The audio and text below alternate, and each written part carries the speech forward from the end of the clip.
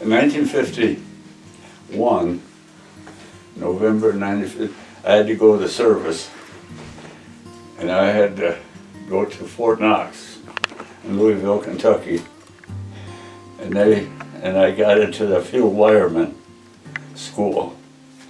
Well, after I graduated, we took the tests. Well, then I had to take another test. And after that, I had to take another test. And finally, I asked the teacher, I said, what in the world's going on? I says, did I flunk all these tests? He says, no, you're doing fine. That's all he said. So then, that was after, we went through the basic and everything in school. Then they shipped me out to California to go to Korea, see? And we got out there by San Francisco.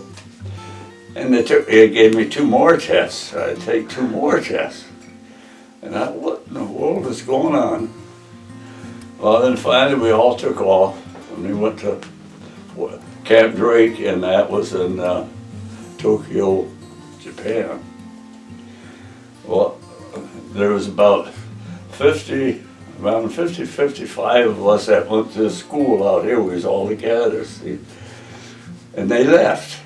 And I was there by myself, yeah.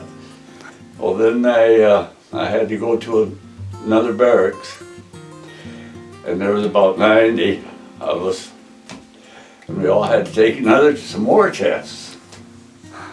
And I took 2 tests over there at Camp Drake, and finally it dwindled right down to where there was only 27 of us left. And then the colonel, he called us in the 3rd time.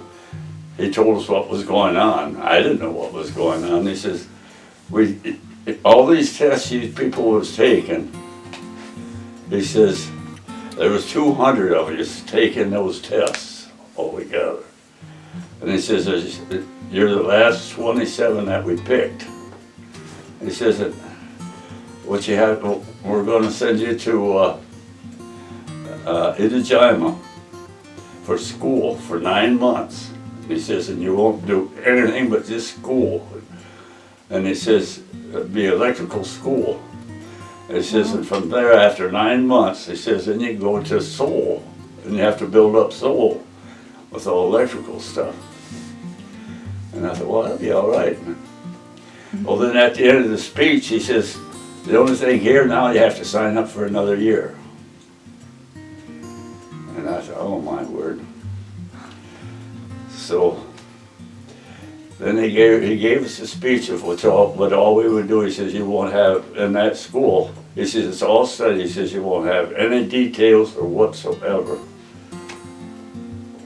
And he says, it's all schoolwork. He says, we know you can pass it because that's why he took all these tests. Well, then he says, then there's another fellow there, and he passed out the papers to sign up for 1 more year. And I was the only one that didn't sign up. That fellow says, where's your paper? I said, I'm not signing it. Oh, so he picked all the other ones up, and then he talked to the colonel up there. And that colonel says, looked at me, he says, everyone's dismissed but Van Loo. So I had to stay.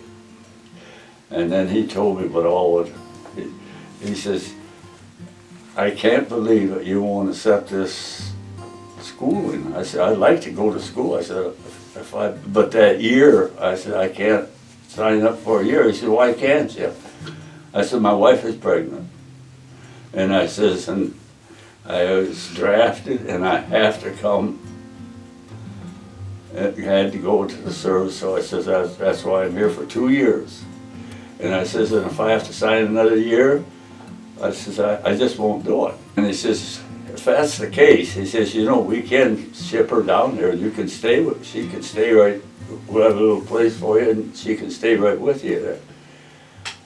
And I says, for 9 months. And I said, well, boy, and that time she'll have the baby here, then when I go on to Seoul, she'll have to go back home by herself. And I said, I won't do it. He got mad at me, and he said, get out of here.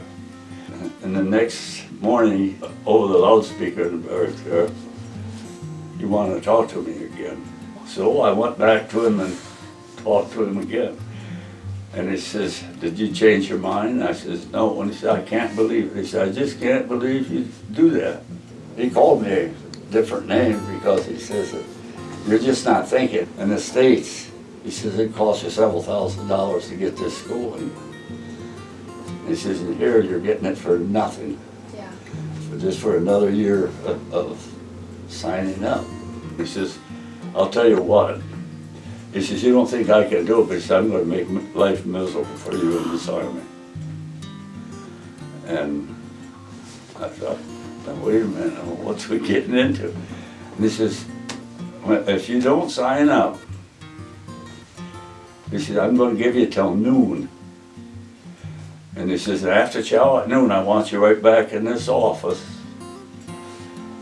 And then you tell me if you won't go to school." He says, "I'm sending you to Korea." And he says, "And you won't be here the rest of the day." So I said, "Okay." I said, and I thought, now if I leave here and go to Korea, he has nothing to do with me. He can't make me do anything. So I got to Korea.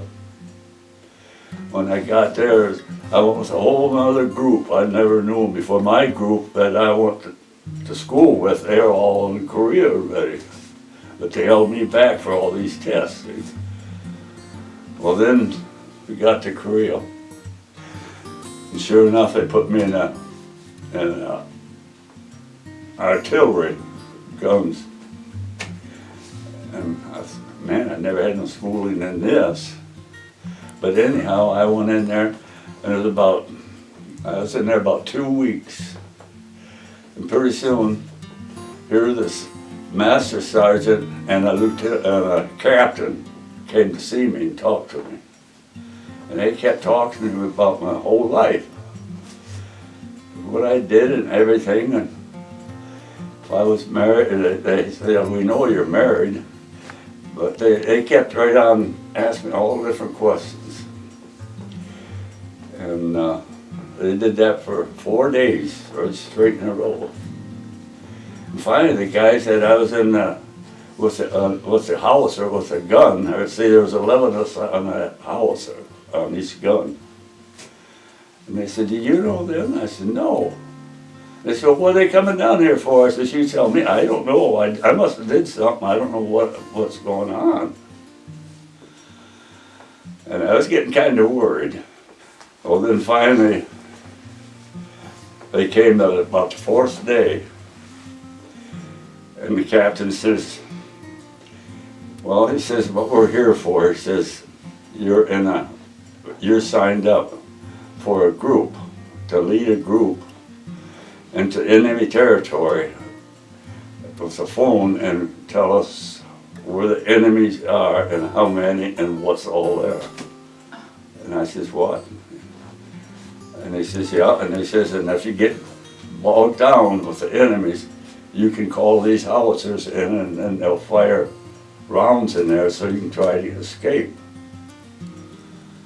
And I got me scared. And I said, "Now wait a minute." I said, "I didn't have that schooling." He says, "According to your records, you did. But we couldn't figure out when you had that, because," he says, "in your records, he says, you was in Fort Knox." Right. I said, "Yes." Then I said, "Now, was that Colonel so-and-so that's on that?" He said, "Yes." And I said, "Oh," I says, then I told him the whole story of what happened. And then that captain started smiling. He said, now we got it straight." He said, "We couldn't find where you went to that school, schooling on that." He says, he says, "That takes quite a while for that." He said, "We didn't see it on your records." And he says, "Now we're satisfied. Now we know just what happened." So they left. I was so thankful too that captain at that time was trying to find out where the records was that I went, because they could have said, "Well, man, we'll just start sending him out from here with 9 men." But well, then about Oh, 2 or 3 hours later. It was later in the afternoon. It was the first sergeant came back again with a book. And he said, would you like to stay here in this artillery? I says, yes, I would. He says, okay, the lieutenant, or the captain gave me this book to give to you to study. And he says, in about 2 weeks, you have to go to headquarters to take a test on these guns. So I did, and I took it, and I must have passed it because I was only there about 2 more weeks, and here I was the chief gunner on the gun. But there had to be 5 on the gun when it was fired. From headquarters, they'd say 5 and 13. Well, then one would be the height, and the other one would be the direction. And we had a big red light way in the back here. Where we'd have to line up with that thing. We'd set the canisters on the howitzers, on those numbers. And we'd crank at the barrel so we could line up with that red light behind us. And that's the way that's the way it would work. We had to have one to get the ammunition ready, because they go by charges. We got 8 charges to a shell, see? Because I was usually on the phone and I'd tell them, I says, charge 5. Well, then they'd put charge bagged 5 into that canister. Then we take that other part and slam it into the canister, and then we throw it into the howitzer, see? And they weighed about 45 pounds. The 8 charge in there, I'd go 5 miles. That thing would go, shoot that thing 5 miles at 45 pounds. Later, then on the number 1 gun, the sergeant was leaving. He was going home, see, he had his time in. So they put me in charge of the whole gun, and that was just short times. So I must have did okay on my test. A lieutenant, first lieutenant in. And he came in and we was at chow, and he said, listen, he says, a couple hours I'm gonna have an inspection. I want each one of you inspecting. There was 4 guns in our battery, see, and he says, I want all the men and everybody for inspection. So on the way back, we'd back and talk to our guns. It was all sergeants we were then, because we was all in charge of the guns. But they said, what are you going to do?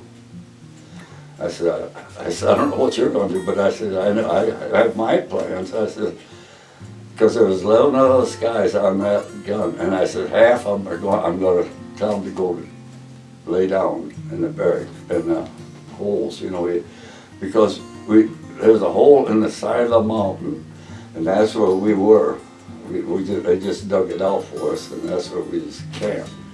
And I'm going to tell half of them just go in there and get some rest, because we was up all night fighting, shooting, and they were tired. And I says, the other ones are going to have to clean the guns, clean the howitzer, and clean their own guns. And I says, and then we're ready for it. That's all I'm going to make the fellows do. And so, sure enough, here the sergeant, master sergeant, and then he was a lieutenant in. He came and looked at me, and I was at number 1 gun. See, I was first. There was 4 guns, and I was at number 1. The first one he came to. And he looked at me, and I had my boot and shoes on. My clothes were dirty, but I didn't look like a soldier, I'll tell you that. And he looked at me, and he just shook his head. He said, and then I had a carbine and a pistol too, see. And he checked both of those guns, and I had them clean. And then he went to the howitzer, and that was clean. The guys did a nice job on that. But then he came back, and he says, I'll tell you what. He says, I'm coming back in 2 hours, and I want you dressed up and your shoes polished and everything. And I thought, oh boy. Then he went on to the second gun at Bushak. He was in charge of that gun, see. And first, they left that one too, pretty quick. here come Fusak over. I said, what have we got to do? I said, I don't know. I said, we better start cleaning it up a little bit. Well, then here the first sergeant came. And he says, he came to me and he says, he canceled it. He said, I talked to him, so he canceled it, because I told him he was up all night and firing. But he says, you're sergeant, and he's going to break you down to a corporal. And I said, well, I says, to me, that's all right. I said, because I'm not in here for a career. I says, I'm here because I have to. The captain that left, he had you signed up for first sergeant, go up another grade. But he said, I talked him out of that. I talked him out of breaking you down to a corporal to leave you alone as a sergeant. So that's the way we got along. There's another time, we fired all night. Boy, we was running out of ammo. And headquarters called. And they says, we got to have your truck to go back and get more ammo because we're all running. I said, they said, I bet you're running out too. I said, yes, I am. I said, we're running short here. They said, we want your truck here at headquarters right away. And we'll send a convoy out to get some more ammo for us. So I sent him out. I told him, and that was Al. He was my driver for the truck. I told Alice to get on the truck, go to headquarters. And then you're going to a convoy to the rear and pick up some ammo. Okay, well, he was all for that. He went out and pretty soon I got a call. It was later on that day. And he says, you got another driver? I said, yeah, I got two drivers and one is still here. And that was Louis. Yeah, that's one that came. And I says, now he's here. He said, we'll send the Jeep up after him. I said, why? Because your driver parked his truck and he won't come no further. He's afraid. He just parked the truck and left. So he said, we'll send your driver up to pull the truck in for you so you can have some ammo. So that's what we did. Wow. But then about 3 days later, here come Al walking in, see. I said, Al, what in the world happened to you? He said, I just got afraid. He said, I just didn't want to come back in. But I says, well, we have to go to the headquarters. So I called headquarters and they sent up a Jeep to pick us up. And we went back to headquarters. And boy, he talked to Al, and pretty soon he says, he looked at me and he said, I'll tell you what I'm going to do. He said, any dirty detail you have, he does. Nobody else. And he says, get all the dirty details to him. And that was it. And that's all he got for it. And I thought he'd get court-martialed. Yeah. But he didn't. He's still my driver yet. But ever since then, boy, whenever I said anything, he did. Uh-huh. Was Louis the main driver after Al? No, he was a second driver. Oh, okay. I kept Al right on the, I'd rather have Louis around me more than Al. Well, then came to the end of our, about time for me to go home, about 3 or 4 weeks before I went home. And then this lieutenant, he made the captain already, because he was in charge of our whole battery, see. And he came to me and he says, how would you like to go up to the front lines at the lookout quarters and see how everything operates, how these guns operate, how close they can come to the targets. I said, I'd be interested, I'd like to do that. So they sent a Jeep up and we went up to the front lines. We got up there in the hill and we walked through it was the thing, tunnel about that wide, and it's about 5 foot deep. And then we had to duck down to walk through there, see. Well, then we met 2 young fellas, 2 soldiers, you know. And they were in there and they seen this, well, there was a captain that was ahead of me and me. I didn't know him because that's what he was a forward observer of, see. And I met him when he was going through there.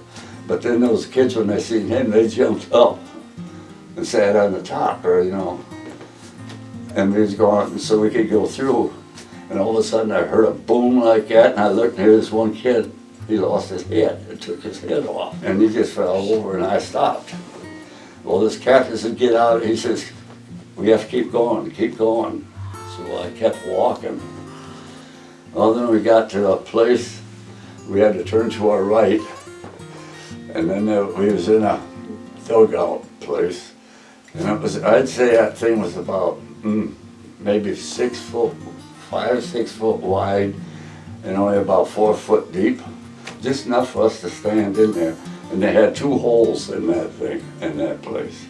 And that's what we could look out through, so you'd see the enemy out there.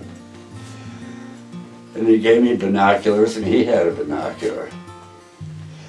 And we was looking, and he said, hey, did you see that? And I says, what, that guy dumping that water out? He says, yeah, he was taking a bath, he threw that water out that hole. I said, yeah, I seen that. He said, I'm gonna call your guns in. I said, I'm gonna call your battery in. You can see how close they get to it. So he did, and boy, pretty soon I heard the rounds coming in. And they never got within, I'd say 5 foot of that bunker, see. All around that bunker, all them shots was. And pretty quick he says, we had enough of that. He said, we're gonna get that guy. And he said, just a minute. And pretty soon I felt the old things jarring, you know, and there a tank came up. Oh, wow. And they pulled the tank up there, and they gave that tank, and he missed it about, I'd say about 5-10 foot. And the second time he hit, he shot, man, that thing went right on in and blew everything up, see. And I said, boy, we got him. He says, yep. And then I heard the old tank backing off, see. You could feel it. And boy, pretty soon here we got him. And man, we was all covered up. We was all covered up with dirt. We was laying down there, and I heard he says, are you okay? And I says, yeah. I said, but I said, I can't get up, I'm all covered up. And he told me, he said, now lay still, don't move. And I says, okay. He said, now, it'll be about 5-10 minutes and you'll hear people coming in after us. And I says, okay. So we laid there, and sure enough, I could hear him digging, you know. And I looked at him, and he's still so mad. I said, if you don't mind, I'd rather go back to my guns. He looks at me and gritted, okay. He says, you go ahead, you go back. And then, about a week before I went, that lieutenant, he was a captain then, and then he kind of liked me for some reason or other. Well, then he says, they want me to go back to the rear and train Korean soldiers. And he said, would you go back there with me and help me? And I said, yeah, I'll go with you. So we went back. And that second day we was there, this one kid, he tried to pull this howitzer around. He was a small Korean, and he couldn't quite do it. And he tried, and I was watching him. And pretty soon, the sergeant of Korean Army, he came up with the butt of his gun, hit him right in the hip, and that kid fell down, and he rolled down, and he couldn't get up. And I ran over, and I told that Korean, I said, you can't do that. I says, you can't do that. And I was kind of mad too, see. Well, then here the captain that was with me, he ran up and grabbed me. And he said, don't you say one word. He says, get out of here. So we walked back, him and I walked back, and he says, you know, you're in trouble. And I said, I am? He says, yeah. He says, you can't talk that way to them Korean officers. He says, you might not be able to go home for several months now. They're going to have a court, they're going to have a trial on you. If he presses charges, what you told him. Well, then I was sweating again. Well, then we went, and so happened, he never turned me in because I don't think that Korean sergeant could understand English. See, and I think that's the only thing I got. So then I came home, and that's the end of my. I mean, How did you protect your ears from all that? I'll tell you, when I came out, we had to go to Indiana to get my discharge, you know. And I told them, I says, my ears are ringing all the time. And they said, well, that's understandable. He says, because with those guns, he says, it'll go disappear, but it never did. I'm used to it. I don't even notice it now, but since you know, if I just stop and think about it, then it's still ringing. I wouldn't do it again, but really, you could give me enough money for the experience he gave me, you know, because to tell you the truth, the Lord was with me all the way through. You can see God's hands in all of it, you know. You know, when you sit down now and think of it, how He guided it all the way through.